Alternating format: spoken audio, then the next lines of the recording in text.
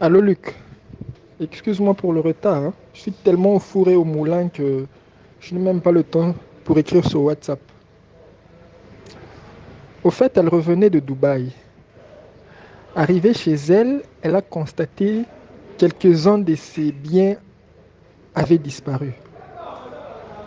On avait cassé le véhicule, la pare-brise hein, de son véhicule, on a cassé, on a retiré la batterie, la radio et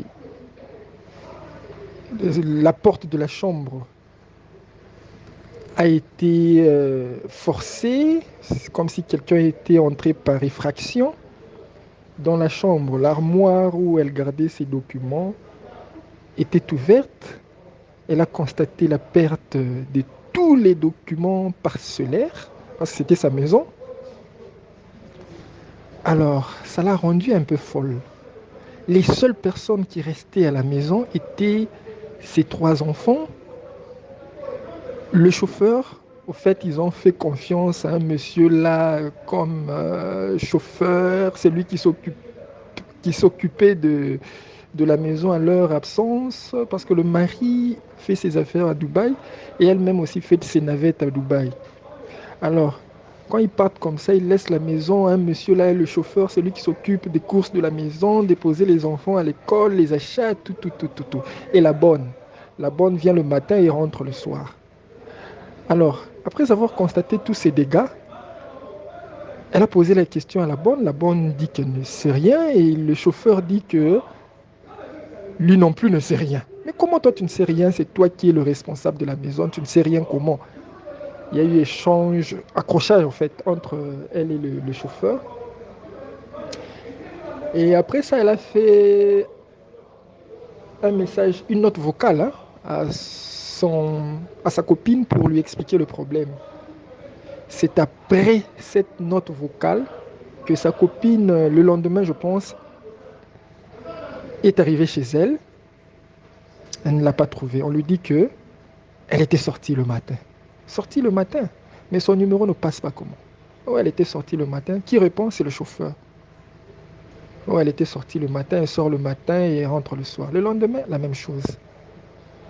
Et il y avait d'autres amis qui étaient passés. Le chauffeur dit que elle est malade, elle avait perdu des histoires lors de son arrivée à Kinshasa et ça l'a traumatisée. Elle est à l'hôpital. Elle est à l'hôpital. Quel hôpital? Ce n'était pas vraiment clair sa réponse. Ok. Une semaine après, les amis ont trouvé que c'était pas normal. Elles ont dû quand même informer la famille, nous. Elles ont appelé Charlotte et Charlotte a appelé Hélène et elle m'a aussi appelé. C'était le samedi. Moi, je n'avais pas le temps. Les deux, c'est-à-dire Hélène et Charlotte, sont descendus sur terrain chez elle, chez Yvonne. Et elles ont trouvé la bonne, les trois enfants, mais le chauffeur n'était pas là. Et deux autres garçons qui avaient l'air d'un voyou, d'être des voyous, en fait, avec des cheveux rasta, tout ça. On pose la question, où est Yvonne? Oh, Yvonne est à l'hôpital. La bonne dit, moi j'arrive chaque matin, je ne la trouve pas, on me dit qu'elle est à l'hôpital, je ne sais pas, j'essaie de l'appeler, ça ne passe pas. Mais c'est Diego, c'est-à-dire le chauffeur qui connaît bien cette affaire. Donc moi je n'ai aucune information trop sûre à vous donner. Et elles ont posé la question aux deux autres garçons. Et vous, vous faites quoi ici? Oh, nous sommes les amis du chauffeur, les amis de Diego. Ah, vous restez ici? Oh, oui, nous restons ici. Avec les enfants? Oui, avec les enfants. Mais vous n'avez pas vu Yvonne? Oh, Yvonne était sortie, on ne sait pas où elle est. Ça fait déjà une semaine. Ah bon? Plus d'une semaine d'ailleurs. Et Charlotte et Hélène ont appelé la police. La police est arrivée, on a mis la main sur ces deux voyous-là. Au même moment, il y avait un taxi qui est arrivé à la maison chez Yvonne là, qui a klaxonné. Et on arrive devant le portail, on voit un taximan qui dit que c'est Diego, c'est-à-dire le chauffeur de Yvonne, qui l'a envoyé pour prendre les enfants et aller les promener. Ah, mais comment leur maman est introuvable. Il se permet d'envoyer encore un autre chauffeur pour venir chercher.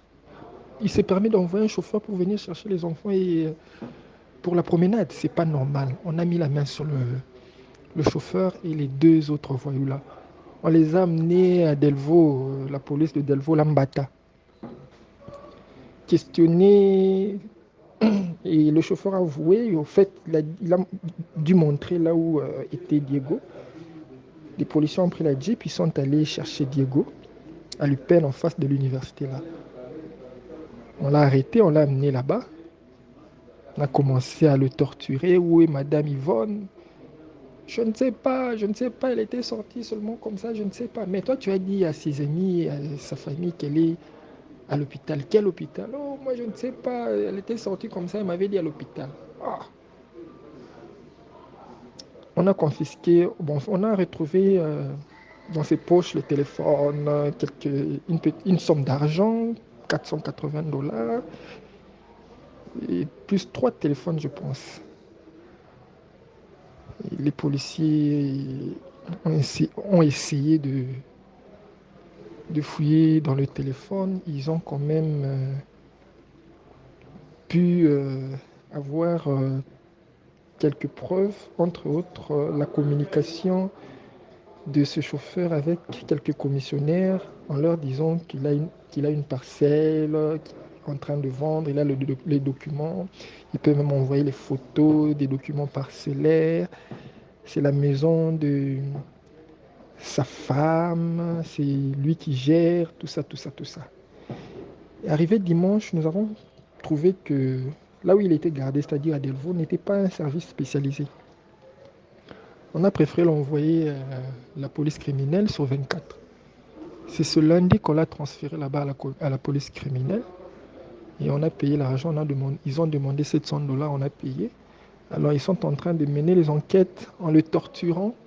Et on nous a demandé de rester calme. On va nous donner la réponse au courant de la semaine. C'est ce qu'on est en train d'attendre. Voilà, pour faire en bref le résumé de ce qui s'est passé. Merci. Maman, nanga tindela yo ba audio ya moninga moko aza porté disparu. Ça fait au moins 2 semaines nga na ye et ça la qui première semaine na ye. Baninga bayebisi ngai. Donc mama abimaka na chauffeur. Auti Dubai aye akuti ba document nyonso ya lopango eza te. Donc c'est sûr déjà akuti no ememaka bana bapanzi bayibi bamoteur akende esika motuka boye bayiba bateri akende esika badokuma lopango boye eza te. C'est sûr amenase garçon wana garçon wana atondisa babande na ye na lopango nasi baboma ye babwaka. Donc semaine au deuxième semaine non semaine oyo otosila esalaki vendredi oyo esali 2 semaines oyo azomonana te. Mobali abala mondande yango kambale azalaka na Dubai, installé basé na Dubai, asala ba business ni na Dubai. Ye atongela ye ndako ya kitoko oyo naotili ba video tala importance biso bana basi tebele tolukaka te mama. Sikoyo ozwa mpe mobali yango oyo abimaka na ye chauffeur mama okoluka te mama. Ser asambwisi biso ser mpe ya komba ser ya komba moto apibilaki yango keti ya olangi mais après ayi kolongola na page na ye ser ya église. Mama na ye ava kufa abengi bakopine mosusu alobi bopekisa moninga na bino azolia sani moko na chauffeur bavandaka sani moko na chauffeur. Soki mobali na ye ayoki libala na ye kokufa mobali oyo akobomisa ye mama akufa baotokunda ye awa mama akufi porte ekomi ouverte azwa bayanke na ye ya ipene bato badiamba bato batatouage bakenda kosinstalle na lopango ya Yvonne. Sikoyo ça fait 2 semaines mwasi amonanaka te mpona tolela babuku ne ya lopango nzoka mobali oyo déjà garçon oyo atiaki na lopango en vente. Tu te rends compte? Je t'envoie de voice oyoka.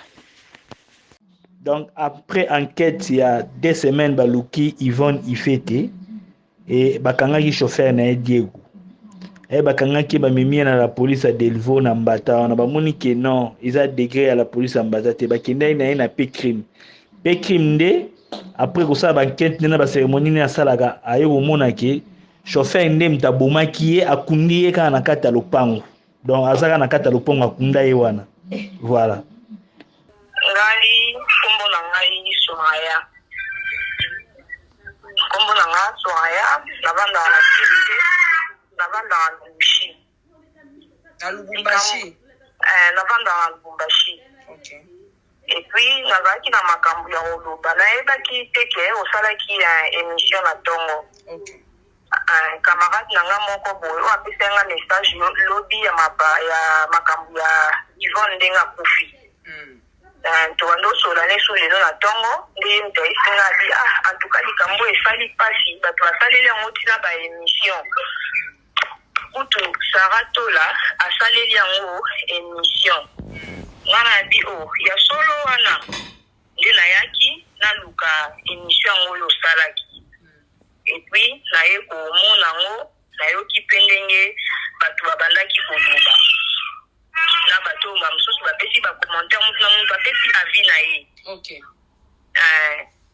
Ngai mpe nayoki yango nde nalobaki natika likambo ya boye te nga mpe nazalaki na makambo ya koloba. Okay. Okoki mpe kose présente mpo nanu bato bacomprendre te soki oza nani. Ose présente Soraya, oza membre ya famille ya Yvonne, oza membre ya famille ya Diego, oza nani na kati ya makambo oyo? Okay. Ngai kombo na ngai ya Soraya naza membre ya famille ya Yvonne. Diego wana oyo abomi Yvonne aza papa ya bana na nga tobotani bana misatu. Ya liboso aza na âge nini? Mwana na ngai ya liboso kombone Erika aza na 13 ans. Okay, ya mibale? Mwana ya mibale kombone Grace aza na 11 ans. Aza fille. Okay. Mwana ngai ya misatu kombo na ye Believe aza na 9 ans. Okay, donc oza mama ya bana ya mama ya bana ya Diego chauffeur. Naza mama ya bana Diego chauffeur koti na ye bana misatu te garçon et puis fille moko. Stoppez na noa mama pardon zela bandeko botela biso ba like s'il vous plaît bandeko na biso à Facebook soki moye ezali bo rejoindre biso na YouTube. Lo bandeko na ngai tozoyoka yo. Naza mama ya bana tobota na Diego. Ezalaki libala te ezalaki kaka nazwaki zemi yaka tovanda epuis nakei na ndako na ye na ndenge tobataki na nde bobandi obota bana na nde tobota bana famille na ngai eyebaki Diego famille ya Diego bayebaki ngai donc famille esi eyebanaki. Yo oza mwana commune nini? Pardon? Yo ozalaki mwana commune nini ntango ozalaki na Kinshasa na bolingo na ona Diego? Biso nyonso tozalaki na Ipene ezala die ezala ngai tozalaki na Ipene ti azalaki na Vini Yumbu ngai nazalaki na Vini Kimbangu na Ipene. Okay. Tozoyoka yo mama na ngai.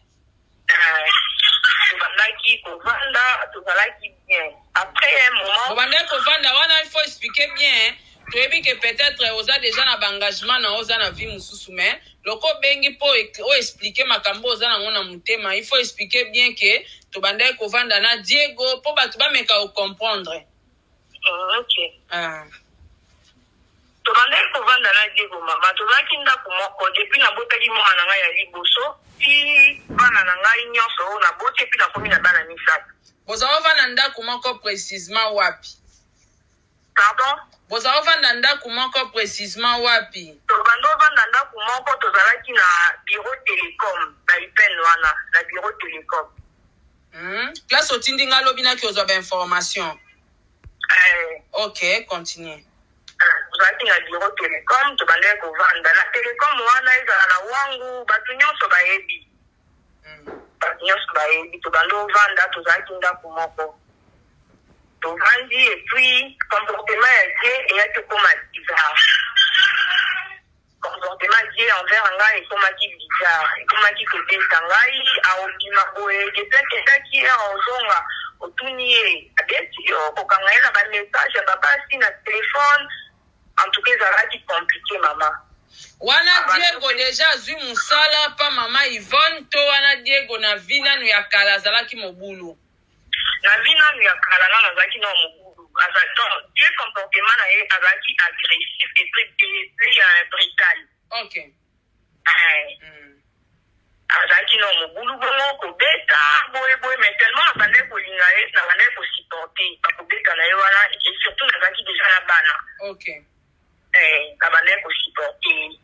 Si un moment tovandi ayaki kozwa mosala epa mama Yvonne. Ayaki kozwa mosala epa mama Yvonne abandi kosala. Akomi osala supa mama Yvonne en tout cas ekomaki lisusu makasi lisusu koleka. Ok. Ekomaki lisusu makasi. Ekomi kobeta, ekomi bamakambu, boye na boye. En tout cas ezalaki benda lika. Nakomi ete kokanga ye na bamessage ya bango nyonso mibale. Bazobima. Bamessage ya nani? Bamessage ya Diego et puis na Yvonne. Ah, ok. Nabandaki kokanga na bamessage ti mokolo mosusu ya kosala sekelingi makasi. Abetaki nga makasi mpe esalaki ke nalingaki meme nakufa. Abandaki kobeta ngai amona abandaki kolekisa ngo. Mais ya mokolo wana nasupportaki lisusu te nasengaki nakite ndako na ye nasala vi na ngai. Ok. Nde kolongwa nalongwaka na ndako ya Diego. Wana na baneni? Ya malongo na ndako ya Diego ezalaki na 2017. C'est na 2017. Wana olongwe na bana to longwaki yo moko ke nalongwaki nga moko natikelaka Diego bana. Bana combien? Natikelaki bana mibale, Elise na Grace. Mwana na ngai ya liboso azalaki pa baparent na ye. Baparent ni bazalaka na camping. Na camping, ok. Na camping. Natikelaki Diego bana mibale, na desidaki kokite ndako na ye. Nakei na ngai tellement azalaki na place te na bandeki kovanda pa bacamarade. Ok. Navandi pa bacamarade na nga moko boye ya mobali ayaki oyebisa nga ke eza na mosala moko boye na Lubumbashi. Est-ce olinga okende kosala? Wana yo bayeli okopa mosala? Bayeli nga kopa mosala. Na yo tala te ke naza lisu na libala te epuis naza pe susu na bana na maboko te namonaki ke nakomaki libre. Nalobi nalongwa na ngai kini na ya koya Lubumbashi. Na yo olongwa kini na ndenge na yaka Lubumbashi. Car na ye Lubumbashi ezalaki na 2018. Ok. Na ye Lubumbashi na vandi na banzo bunda ti en tout cas nzamba sungaki ngai. Na koma stable. Maintenant eloko na Lubumbashi na koma stable. Maintenant ba camarade na ngai bandaki vraiment il n'arrêtait pas de m'appeler. Babandaki kobenga ngai nyonso ke tu avais laissé les enfants à souffrir, Diego Kutu boye. Zela bandeko ba otuna mituna awa. Diego na mama Yvonne bayebanaka na église ya mama Olangi to bayebanaka libanda ya église. Batikala koyeba na église ya mama Olangi te. Bayebana libanda dia bayelaka die copie ya musala abanda kokumba mama Yvonne ande koluka chauffeur. Ok. Batikala koyeba na église te. Ok. Namona ndo banda na dia tikala okende église te. Ok. Donc ndenge bayebanaka ndenge bayelaka ye donc yazako luka chauffeur bamemeli Diego. Ndeka bamemeli Diego nde bakomi omema Diego na église na bango bongo akomi komema Diego na église na bango na 17e rue église ya mama Olangi. Ah d'accord, continue na c'est bon. Na ye boye nakomaki stable. Maintenant bacamarade na nga babandaki kobenga ngai nyonso. Bana bazonyokwama et puis grande sœur na ngai azalaki à chaque fois okende kotala bana bandolingo olakise bana te. Toki abi ake kotala bana na école après un moment omona Diego a changé bana école. Ok. Abando olinga te famille na ngai ezala contact na bana wana. Diego akoza na ba âge ni? Obi? Diego akoza na ba âge ni? Diego aza mwana ya 90. Ah bon? Avant moi, non. Ah, d'accord, ok. Loba. Après, ma camarade n'a pas commis un problème dans la téléphone. Soraya, bana bazonyo kwama, Diego, ma camarade par-ci par-là, et surtout tu peux dire moi, moi si, salozonga. Mais là, la zaki n'a pas ça aux ozonga. Tellement d'appels et les cas qui mingi. Il y a un peu au Kamawa, il y a 9 mois dans la même qui a bana, à Libongo. En 2019, le 24 décembre 2019, il y a un taux qui tapine pour la Lukabana. Et on a tiré, on a dit que bien à Diego, depuis le 19 décembre, il y a un maman qui a les lois de Bakani, il a dit qu'elle a beaucoup. Oh.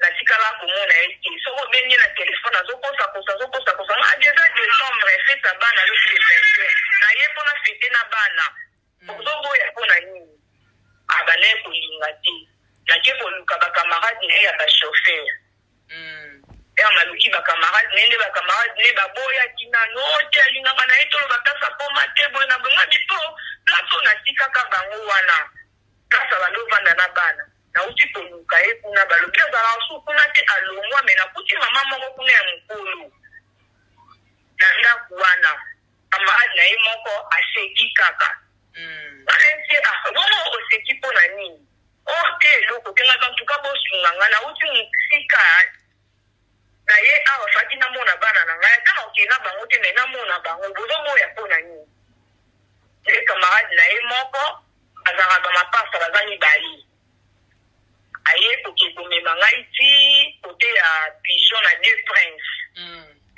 amebinga kuna ayebisi nga di bavandaka awa na mwasi na ye wana babandaka kobima na ye wana oyebi mwasi na ye wana Yvonne tinga bien na ye abi ndako na bango yango wana bavandaka kuna me biso tokopusana te tozona sika yo moko okende omona kasi bavandaka wana ye kamaradi na ye amemie na ndaku ya Yvonne oyo tozotala na bilili wana kamaradi yango ndaku wana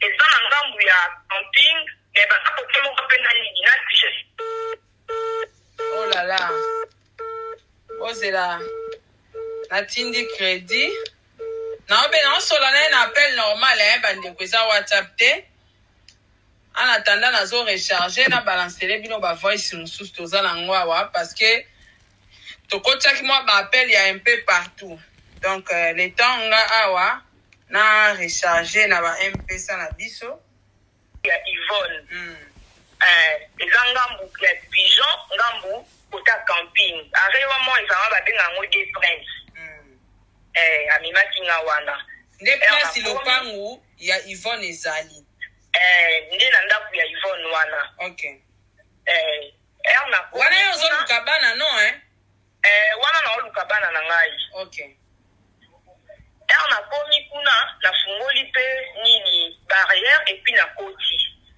namoni bonne epuis namoni na Yvonne namoni bango Yvonne mpe ayebaki ngai okay poza mosa chauffeur abi ayebaki ngai Soraya boni nga dia naza bien kale bando kenda odengaka te nga dia naza na ngai namoni bana na ngai tellement tomonana kala mama bana bakokaki ata koyamba ngai te okuti bana nao na ndako ya Yvonne nakuti bana na nga na ndako ya Yvonne grâce na believe lelo grâce akokisi 11 ans wana azalaki na 10 ans okay nakuti grâce abandaki kokombola ndako believe abandaki kosakana na mwana Yvonne moko ya mwasi Adasa okay mwana Yvonne asuka babandaki kosakana okay pe na ye kokuta bango wana Yvonne bamoko esingaki oye outi voyage oye kozwa bana na yo nga na di nayaki na nga kozwa bango te na ye kaka natala bango ye moko Yvonne mama esi akufi tokotangela moto mabe te po ezosala pasi makambo oyo ayo oloba en tout cas Soraya soki oyeka kotala bango ce n'est pas une bonne chose mais non préféré okende na bana na yo na préféré que na bana na yo nga na ovanda na bango mais ndenge na obokola bana na nga ndenge moko mpe na obokola bana na yo nde ezalaki maloba Yvonne ayebisa ngai nabi ok pas de problème opesa nga bango kasi nakende na bango abi azwa na problème eza te nga abi bongo papa na bango abi ça fait kutu 3 jours yango ayaka na ye ndako ok zwa bana na yo kende na yo na bango mana bi problème eza nango te bakoti faki balukila bango bilamba nga bi non ce n'est pas la peine bolukila bango bilamba na osombela bango tobima na bana mama ka nde balataki mapapa na nde bazali salite nazwa bana na ngai nasimbi nzela na kei na ngai après 3 jours die ayaki obenga ngai ye wana na Diego ayaki obenga ngai yo oyena ndako na ngai osali désordre ofingi mwasi na ngai alobo otoli bana okei ndenge oke na bana mabando tinda ta fanfan te eske nga nafingi mwasi na yo te nasali mpe désordre te mwasi na yo nde apesi ngai bana nga nafingi na ngai mwasi wana nde patron na ye mwasi wana nde Yvonne oh la la mwasi wana nde Yvonne mama omoni makambo oyo mpoza makambo ya mikolo moya okotisa bana eza te so bana nga bazali mikolo na nga napasi ata telefone mwana nga mwasi alinga oyebisa yo makambo oyo ebanda oleka kuna oyo babandaki komona batela bana eza important eloba nao nazwa bana na ngai mama navandi nakini nasalaki 3 mois nasalaki 3 mois nakini nava nazonga parce que nakendaki na projet te ya kozwa bana na condition oyo nakutelaki bana place bazalaka balongwa natuni bango maintenant bolongwaki kuna mpona nini oh non on avait quitté là-bas parce que la maman de maman Yvonne elle a commencé à habiter là-bas là où on était avant zela ndaku oyo bimaka libala yango ntango okenda oyo badovanda na bana mama ya Yvonne nde akomaki kovanda kuna yango nakendaka nakuti mama wana ya mokolo nayebisi camarade ya Diego ke nakuti mama moko ya mokolo kuna asekaki kaka apesi nga réponse te nzoka nde ezalaki mama ya Yvonne nde akoma kovanda na ndako wana Diego alongwa na ndako wana na bana akoma kovanda pa Yvonne mama tokende tozonga bolingo nini o patron akokolakisa chauffeur ntina modele wana sans pourtant eloko moko ezala na se alongola chauffeur na ndako na ye atya ye ntina ndako oyo ya ye moko patron na bana ya chauffeur bolingo ndenge nini wana peut-être amona eke yo okimaki na ndako ya libala osundoleli ye bana na mutema malamu abi na chauffeur te yaka na bana awa napesa o chambre moko comme ça ko movanda awa na bana eza bongo te mama nga namona même na bafoto mosusu ya Yvonne na die na baposition moko boye eza pasi mama motusi akufi ndeko moko alobi na tuna yo soko oyebi histoire ya papi ou papino ya nani papi ou papino te nayebi te ok je crois M Lokonga oyoki réponse alobi ayebi te ok nayebi te nde nayaki kozwa bana na ngai navandi na kini nasalaki 3 mois 3 mois wana ekoki nazali na posa ya bato bazalaki koto batindela ngai mbongo kuna mpo nasombela bana babiye epuis toya nde nasombelaka bana na ngai babiye naye koya nayaki Lubumbashi na mars 2020 nazwi bana alors yo zwi bana noka na mars 2020 ok donc nde naza na bana nga aisi nasali inane na bango na Lubumbashi nayaki kozwa bana na ngai na banzi ovanda na bango nabengaka die te nazala na nimero na ye te ye mpe abengaka te nayebi te soki bazalaka na nimero na ngai navandaka awa nafutelaka bana na ngai nyonso mibale bapo paske moko atikala kuna naza na bana mibale atikalaki na famille na ye pa grand sœur na ye moko na boma moto azwaka oyo anini ya liboso Ah, ok. Sikoyo mibale. Ah, ok. Sikoyo yebaki sango o ndenge nini po ozaka na numero ya Diego te bosolaka te esilaka bongo ozwaki numero ne ndenge nini.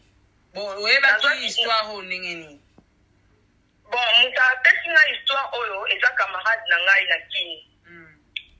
Lobi na 14h na bandaki kutu kolamba. Ezaki vers 14h naoki telefone na ngai esone. Camarade na nga bengi ngai, moyena tanga kombo na eza te. Camarade na nga bengi ngai, soka ya bondi nga na bia. Obenga nga susu to bwaki sango kanisi nga lelo. Abia na kanisi yo mama awa eza ya koyinda. Eza ya koyinda, nini lisusu bino na kini bozanga makambo. Kabi, oyebi te. Nga bini yondo bengi nga koyebisa ngai. Oh no, oyebi mwasa Diego wana babimaka na ye wana Yvonne wana biye asali ni.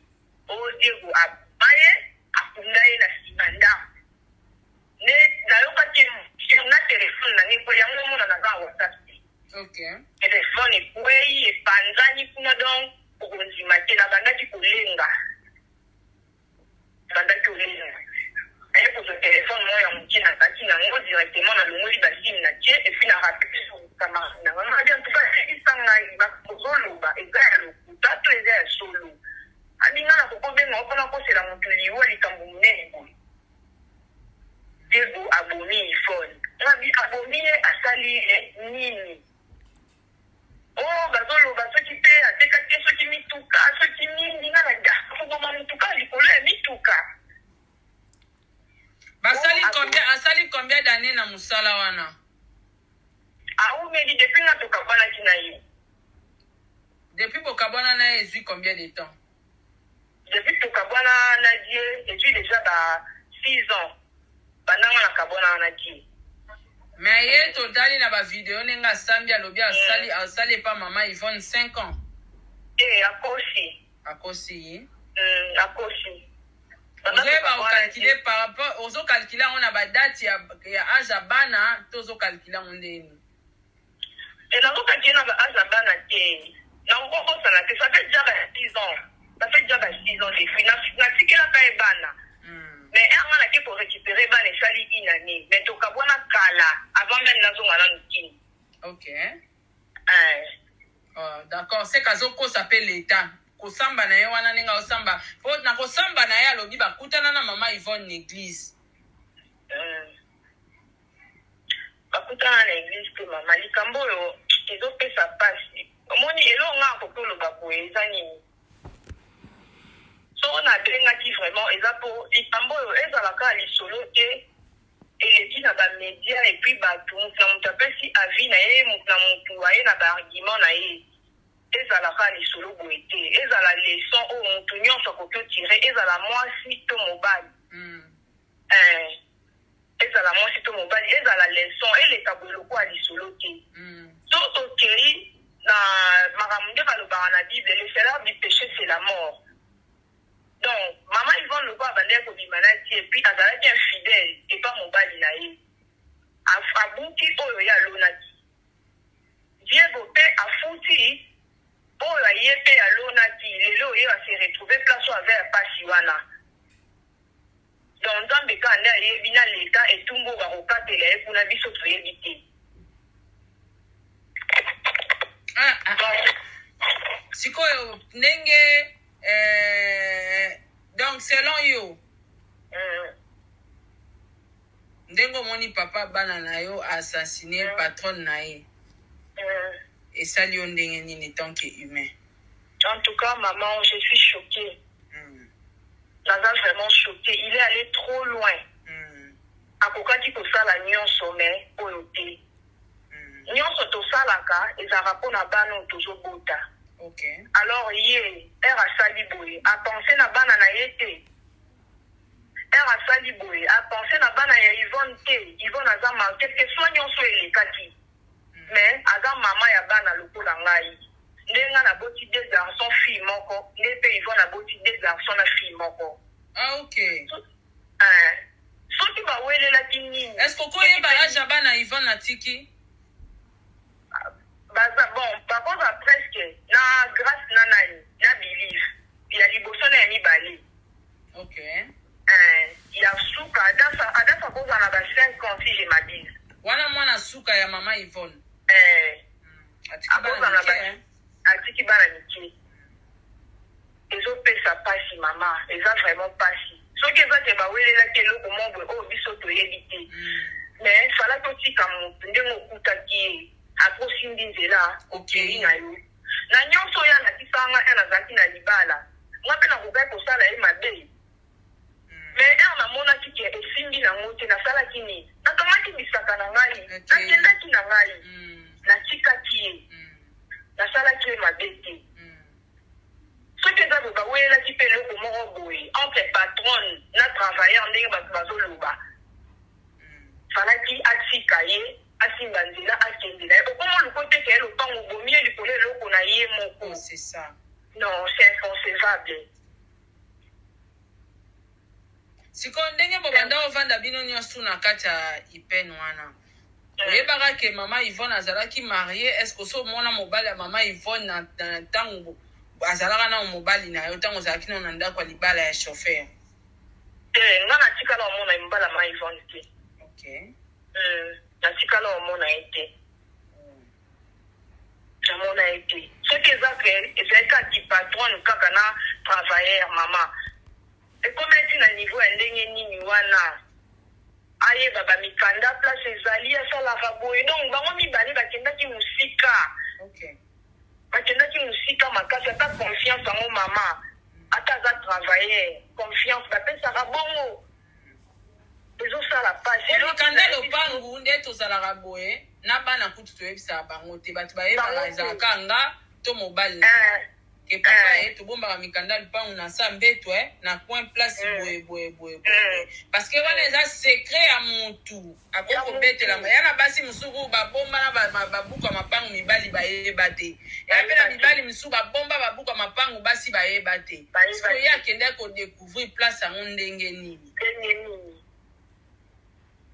Donc ezosala pasi mama Yvonne esi akufi tokolamusa ye te totuna ye ndenge ayebaki place oyo mikanda ezalaki ndenge nini me eloko asali ezalaka te atanga moko nde naza boye naza motu ezosala pasi eske un jour nakoka kovandisa bana na ngai nayebisa bango makambo papa na bango asali et surtout bana wana Yvonne abokoli bango même eza 5 ans te 10 ans te mais nga na kekini nazwaki bana na ngai na maboko ya Yvonne vraiment na sécurité. Donc ça fait trop mal. Et ça a passé. Les lobes en découlant des va forcer na ina lia des coups de lobby. On a bien gâté au toit. Sovana. Na gâté na on a tiré au nom. Na zo ka passé. Tout ça battu. Quelque soit nion ce que qui connaît comme pardon et ça la rakaka. Nzambe soko limbi sa biso pourquoi pas biso to limbi ça là. Et le nini oh ya makasi Yvonne ça et puis pas Diego. Est-ce que n'a pas passé à Diego ozaki ata na mwa bendisi ya koyeba ke po toza na bato mosusu bazo akize Diego azaki brigand, c'est un garçon voyou, aza shege moko balorotaki na nzela baadoptaki na famille wana na mwasi na mama Yvonne na mobali na ye. Est-ce que makambo wana eza ya solo ke Diego azalaka shege aza voyou oyokai na mwa makambo babitumba na mwa makambo ba crime? Est-ce que ezalaka oso yoka soupçon wana parce que po boti na bana misatu ozwaki ta ya kuvana naye? Soki mama makambo babitumba non ba oui parce que nga moko non nda banda kobundisa ngai. Okay. Soki bitumba non lobaki oui abandaki kobunda mais il y a crime ndenge bino bokamwa ndenge abomi boye lenga pe nazokamwa quand même que moto nakokai kobota na ye aza capable ya koboma moto epi kokunda. Vraiment. Nazokamwa mama. Nazokamwa. Ndeko moko alobi na tuna yo soki oyebaki famille ya Yvonne na Ipen place bavandaka. Nayebaki famille na ye donc nakokolo bayebaki ata deux personnes. Nati nani na nani? Nayebaki mwana moko boye Soraya lokwa na kombo na nga epi ndeko na ye moko boye ya bebe ya bana kuta koma kovanda na bandana ya bebe ya bebe aza nani pas maman Yvonne? Aza demi-sœur na ye, je crois. Okay. Na yaya na ye mususu azati côté ya Télécom ya Hélène. Ya Hélène. Alataka mwa balinete boye kasi nakokai koyeba na bakombo bango wana. Okay. Entre bino bana IPNS koyokaka lisolo ya leki ya mama Yvonne moko abunga akenda inaperçu boye bayebi te bamona corps te bayebaka sango na ye te basala bavi de recherche baretrouva ye pe te ya mobali te natikala oyeba ye te natikala oyeba ye te parce que ye balobi asali 7 ans banda abunga kaka na lupango wana ya Yvonne.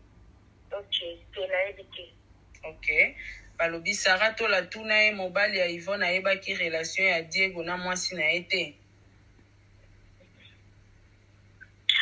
Bon, wana vraiment nayebi te.